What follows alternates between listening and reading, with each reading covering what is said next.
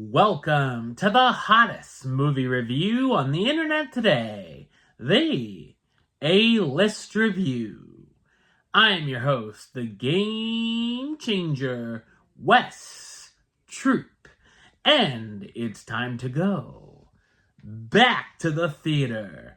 And it's the latest film from legendary director Francis Ford Coppola that has taken him decades to get to the big screen. But is all that time worth it?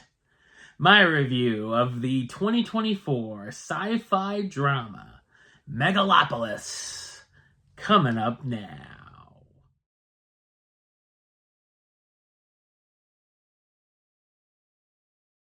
The city of New Rome faces the duel between Caesar Catalina, a brilliant artist in favor of a utopian future, and the greedy mayor Franklin Cicero.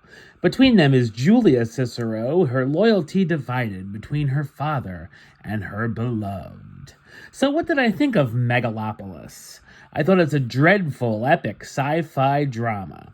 It's written and produced and directed by Francis Ford Coppola, best known for directing films such as The Godfather Part 2, The Conversation, Apocalypse Now, Rumblefish, and Bram Stoker's Dracula. This has been a passion project for Coppola for decades, and he ended up putting over $120 million of his own money and sold one of his wineries to fund the project. You can easily tell he could do whatever he wanted and really needed to be reined in. It's a very ambitious film with tons of ideas, so I'll give it a few points for originality. The project is an interesting concept, but it falls flat on its face. The visuals mostly miss, while they can be intriguing at first, such as the moving symbolic statues, but the CGI looks rather awful, like something out of a PS1 game, along with cheap green screen effects.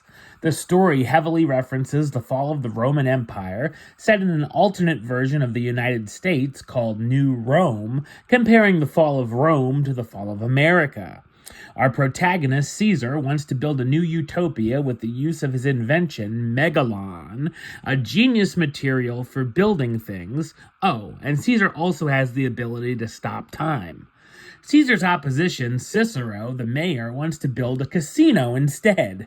One of the main plot points here is Cicero's daughter, Julia, falling for Caesar and the two begin a relationship. 'Cause that's original. While the love story becomes one of the main focuses of the film, it's definitely a lackluster one. There's also a number of characters who have nothing to do here. The plot is way overstuffed and goes all over the place, feeling like a million ideas were thrown into a blender and got splattered onto the screen. Describing some of these ideas is almost like a Stefan segment on Saturday Night Live.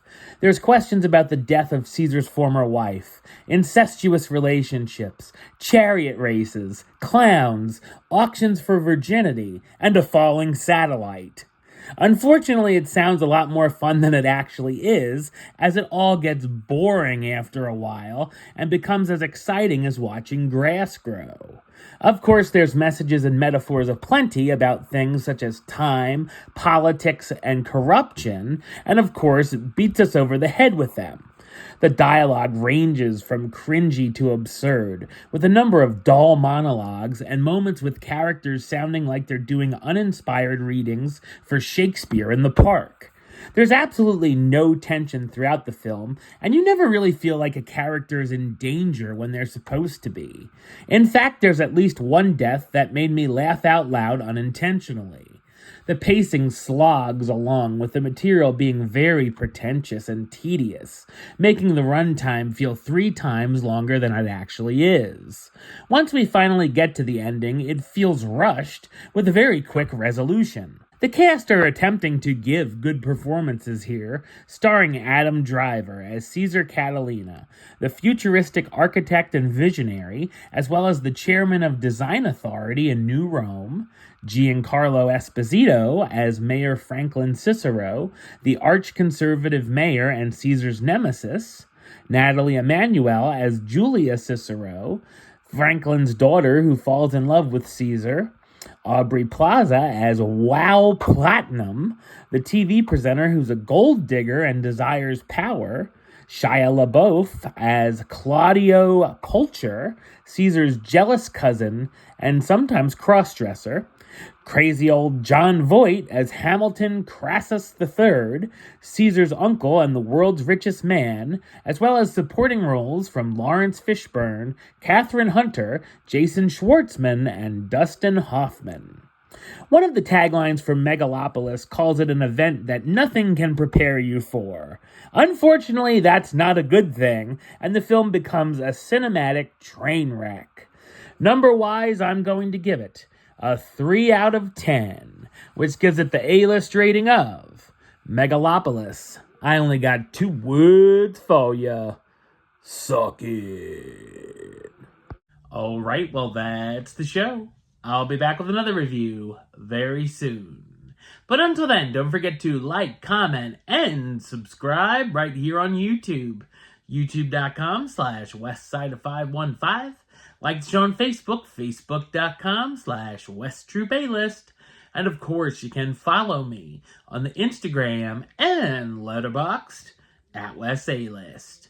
Until next time, Troop out.